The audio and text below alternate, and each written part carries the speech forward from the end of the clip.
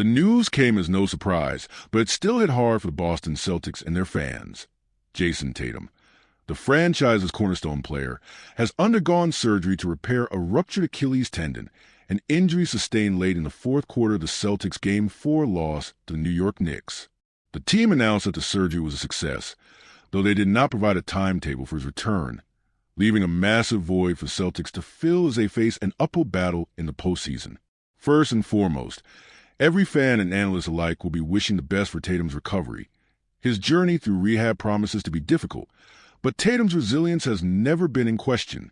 As for the Celtics' playoff run, their task now becomes even more daunting. Historically, Boston has found success in games without Tatum this season, with a 9-2 record, including a notable playoff win against the Orlando Magic. However, it is important to note that all of Boston's losses without Tatum came at the hands of the Magic, a team that, despite being competitive, still represents a significant step down in the level of competition the Celtics are facing now. The challenge has only grown as they now must contend with the Knicks, who have an imposing 3-1 lead in the series, with Boston's odds of a comeback standing at long odds. Tatum's injury presents a pivotal turning point, and while no one is ready to say the series is over, the Celtics' chances have taken a dramatic hit, despite the Knicks being favored to advance. Currently at a -600 line to make the Eastern Conference Finals, there's still room for hope, but will require an extraordinary collective effort. In particular, the Celtics must rely on Jaylen Brown to elevate his game to the level he displayed during last season's Eastern Conference Finals, where he was named MVP of the series. If Brown is able to average 30 points per game and shoot effectively from the field, at least 50% shooting from the floor and 37% from three, he will become the driving force needed to propel Boston forward. Brown's leadership must shine, particularly on defense, where he needs to take on the challenge of shutting down key Knicks players, much like he did in the finals when he guarded Luka Doncic. But as vital as Brown's scoring and defense are, the Celtics also need him to step up in the rebounding department, a crucial area now that Tatum, who is their best rebounder, is sidelined. Brown must be aggressive in the paint, crashing the boards and fighting for every possession. On offense, he must target the right matchups, avoiding the likes of New York's OG Anunoby and Matisse Thybulle. Instead, he should look to exploit the mismatches against Josh Hart, Jalen Brunson, and others, creating space and attacking relentlessly to get into the paint, where he excels. When Brown asserts himself as a force on both ends, the Celtics are at their best. However, it's not just Brown who must step up. The team as a whole has a significant burden to carry. Kristaps Porzingis, who has struggled with illness during the series, must rediscover his form.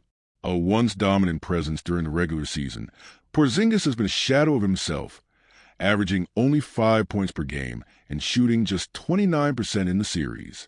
With Tatum out, Porzingis needs to find a rhythm, both as a scorer and a defender. His versatility, particularly on the defensive end, could prove invaluable, especially when guarding Brunson on screens or providing rim protection when New York tries to attack the basket.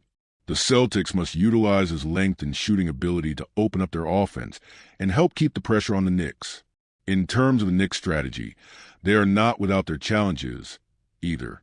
They've been playing from behind on the road in Boston, but now, with the Celtic star player out, they have a chance to strike early. The Knicks have built momentum, and with a potential closeout game on the horizon, they'll look to capitalize on Boston's vulnerability. However, the Celtics' resilience should not be underestimated. Over the years, they've demonstrated an ability to surprise when it matters most, defying expectations, winning games when it seemed unlikely, and even pulling off dramatic upsets. The Knicks' odds to win the series may be heavily favored now, but this Celtics team has the experience and grit to make things interesting. Their road to survival will be paved with determined play from players like Brown, Porzingis, and others stepping into leadership roles.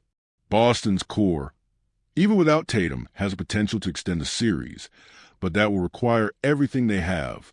Whether or not they can succeed without Tatum is yet to be seen, but there's still a chance for the Celtics to prove that they have the heart to fight back. For the Knicks, this is a moment they can seize to punch their ticket to the Eastern Conference Finals for the first time in over 2 decades. They have the pieces in place to do so, with key contributors like Brunson and Julius Randle leading the charge. But New York's confidence must remain tempered. They have a history of falling short when the stakes are highest, and the Celtics, though weakened, are not a team to take lightly.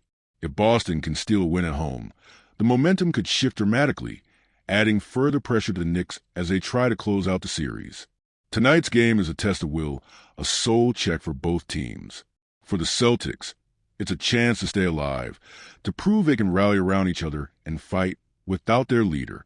For the Knicks, it's a chance to take command of the series and move closer to their long-awaited return to the Eastern Conference Finals. With everything on the line, both teams will be putting it all on the court. As the clock ticks down and the tension rises, only one thing is certain. Tonight's game will be a defining moment in this year's playoffs.